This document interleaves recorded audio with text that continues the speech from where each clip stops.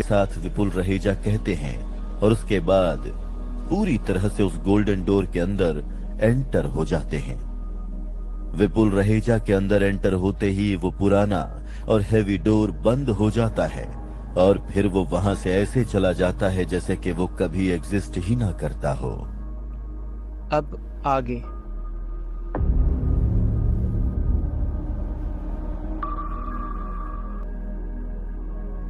विपुल रहेजा के उस stone door के अंदर जाते ही वो स्टोन डोर थोड़ी देर के बाद खुद ब खुद वहां से गायब हो जाता है। स्टोन डोर के गायब हो जाने के बाद जो यूनिवर्सल कॉइन उस स्टोन डोर के ऊपर लगा हुआ था वो जोरदार आवाज के साथ नीचे गिरकर फट जाता है। बूम! और जैसे ही वो कॉइन फटा, उस कॉइन के फटते ही उस कॉइन के अंदर से बहुत सारी ब्लैक स्मोक निकलना शुरू हो जाती है। ये किस तरह की ब्लैक स्मोक है? काफ़ी ज़्यादा शक्तिशाली लग रही है।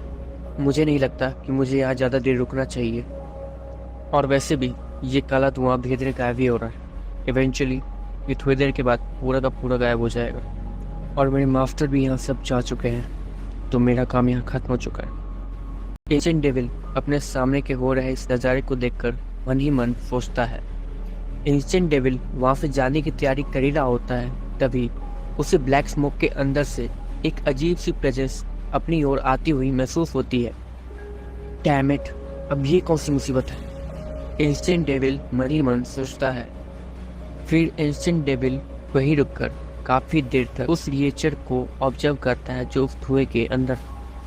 एजेंट डेविल काफी देर इन्वेस्टिगेशन करता है, लेकिन उसके हाथ कुछ नहीं आता। उल्टा उस धुएं के अंदर जो क्रिएचर था वो धीरे धीरे करके मर रहा था। लगता है मेरा यहाँ रुकना बेकार है और ये ब्लैक स्मोक और ये क्रिएचर दोनों ही मेरे किसी काम के नहीं है। उल्टा तो ये क्रिएचर थोड़ी देर में मर जाएगा। इतना कहकर एजेंट डेविल उस धुएं को इग्नोर कर देता है और पीछे मुड़कर अचानक से कहीं गायब हो जाता है। जाहिर सी बात थी, एजेंट डेविल वहां से जा चुका था। दूसरी तरफ वो क्रिएचर उस ब्लैक स्मोक के अंदर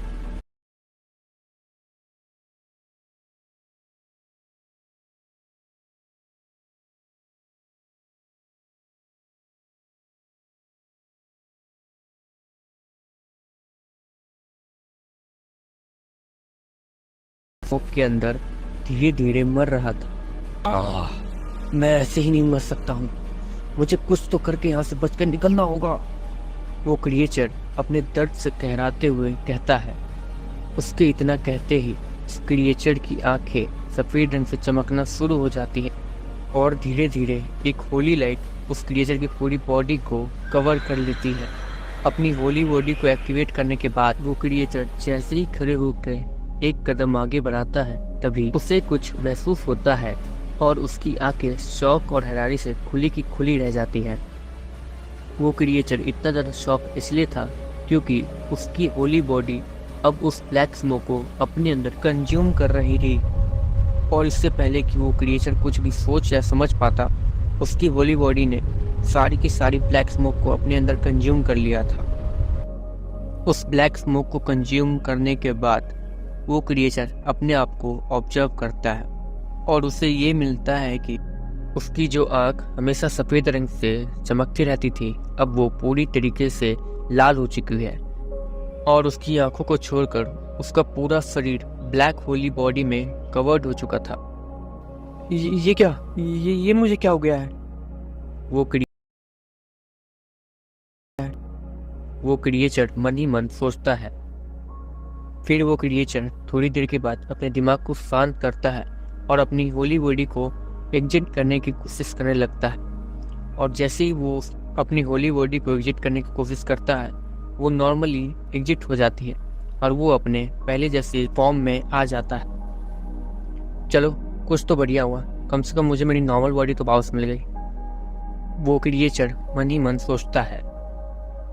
फिर थोड़ी देर के बाद वो क्रिएचर अपनी होली बॉडी को वापस से बुलाता है।